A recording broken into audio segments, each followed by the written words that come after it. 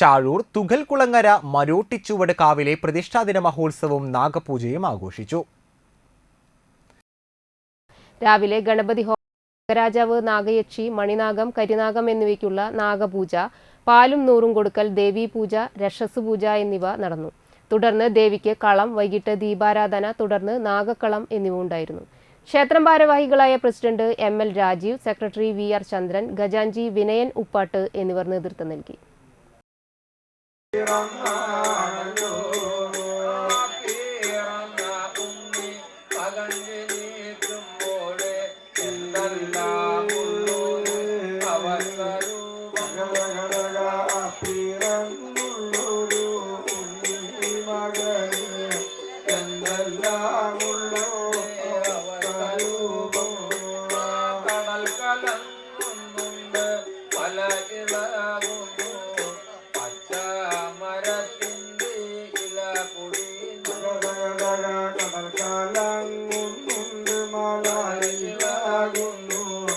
Pachamara